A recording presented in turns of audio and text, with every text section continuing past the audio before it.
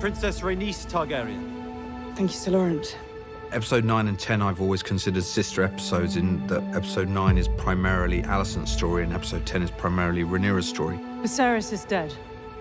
Rhaenys brings the news and breaks it to Rhaenyra, who not only has to deal with the news that her father is dead, but to hear that Alicent has, in the same breath, usurped her throne from her. And it's really the same or very similar period of time, a similar inciting incident, which is the death of the king, and how these two very different characters tackle it.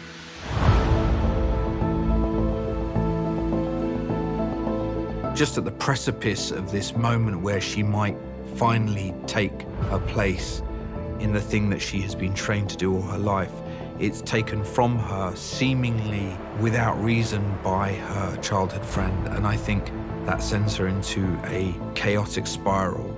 And moreover, she's pregnant.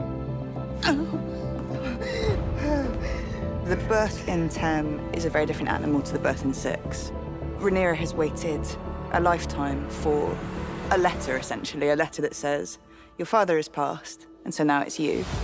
And, I mean, that's like a dominating prospect and expectation, and it finally comes, and she's in labor, and she's essentially, you know, house-ridden.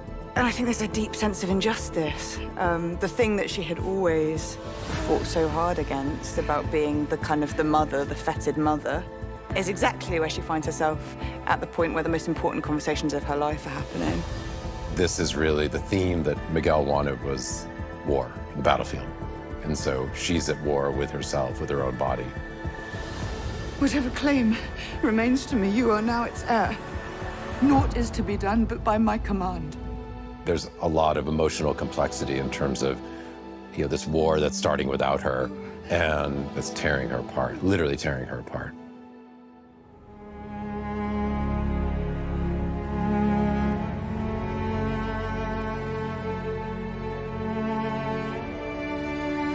It's a kind of, you know, the worst point in, the low point in Rhaenyra's trajectory turns into the high point as she cremates her unborn child and in a way become her father. Her people gather around her, and her father's crown arrives in the hands of Sir Eric Cargill. And he kneels to her, and Daemon puts the crown on her head and calls her queen. At Rhaenyra's kind of lowest point of faith and belief, believing that no one is going to follow her because she's a queen and she's a woman, they kneel to her and call her queen. Queen Rhaenyra Targaryen, first of her name. Daemon announces her for the first time, and she meets her Black Councilman. I had a really nice chat, actually, with Greg Gaetanis, who's the director on 10, about the sort of surreality of that first encounter, of stepping into, you know, the shoes of a leader, of this ruling queen. To what extent is one able to wear that crown and believe in one's new role and take charge of a group of men who are now looking to you for leadership? What is our standing? We have 30 knights, 100 crossbow men, and 300 men-at-arms. Really, once war is coming, you see Daemon preparing for war, and this is really where the domestic split in 10 is that, you know, Daemon wants war and Rhaenyra wants to hold the realm together at whatever cost. That was what she was charged with. That power struggle is alive and well, all inside of a marriage. This episode is largely about, you know, Matt and Emma and their performances and bringing Daemon and Rhaenyra to life. The crux of this argument here is the different way in which Daemon sees the world from other people in his family, and Rhaenyra is very much her father's daughter. She has a bit of the punk rock of Daemon Targaryen, but the way she approaches her duty as sovereign, I think, is much more in line with Viserys. Are you not angry? Well, I should declare war because I'm angry. No, because it's your duty as queen to crush rebellion. She makes the point that I don't want to rule over ash and bone. I don't think Daemon wants to put the whole realm to the torch either, but I think he's willing to suffer a good bit of bloodshed to see the High Tower's line probably ended and them removed from power. I had no other place to turn. I'd lost everything. We lost Corlys. We. When he wakes up in Dragonstone, he's surprised because he's alive. And then, of course, the woman he loves is there next to him, and he's like, I can't believe I put you through all this nonsense. My stupid ambition, which my brother also had, and that's why he's dead, and that's why we've lost our children. Well, I'm done. You were right.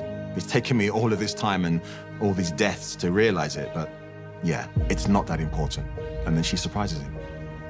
That girl destroys everything she touches. That girl is holding the realm together at present. Every man standing round the painted table urges her to plunge the realm into war. Rhaenyra is the only one who's demonstrated restraint. She treads a very ambiguous pathway about whose team she's on. I think having suspected and hated Rhaenyra, she felt she had been responsible for her son's death. In the journey through episodes 9 and 10, she actually starts to see her as a person. Her allegiance, her heart, shifts so that by the end of episode 10, she steps in and she makes a decision to stand up and announce that she will go and get involved in the fight. I should take Maelys and patrol the gullet myself. If we're to have enough swords to surround King's Landing, we must first secure the support of Winterfell, the Eyrie, and Storm's End. I'll prepare the ravens, Your Grace. We should bear those messages. Dragons can fly faster than ravens, and then more convincing. Send us. I think it's quite heartrending for Rhaenyra because she has to look at her boys and she has to start seeing them as men for the first time. I think despite her questions about motherhood, what she discovers in having children is that she gets to build a tribe of her own and actually finds a space where she feels free to be herself. And that's in this family unit that she builds. And I think sending her sons away is the start of the end of that stability.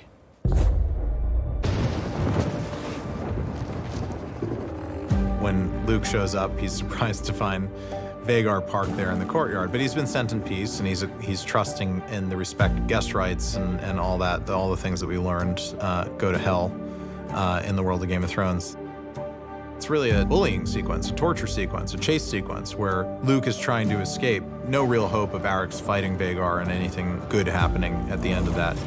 But Luke relies on the speed of his dragon and the maneuverability to try to escape, and just when it seems like he has, Vhagar is there waiting for him.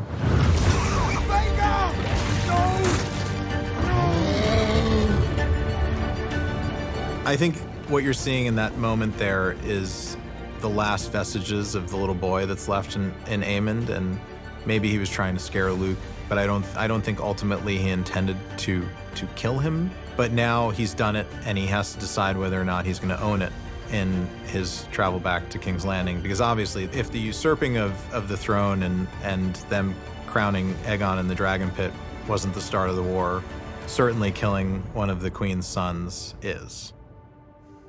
I think anyone who is wronged like Aemond was and has his eye taken out, you're gonna feel some sort of hatred, whether it's subconsciously or consciously, towards the person who did it. But what Aemond ends up doing in the skies above Storm's End ultimately starts the domino effect of the Dance of the Dragons. What I think is really affecting about it, within a series that, there's a lot of loss, there's a lot of death, there is lots of pain of different sorts, and yet somehow I think this moves the goalposts for suffering. Once you've lost both your parents and you've lost a lover, maybe you think you know grief. And then I think what's so awful is that losing Luke tells her she knows nothing about grief and completely changes her outlook on the world going forward.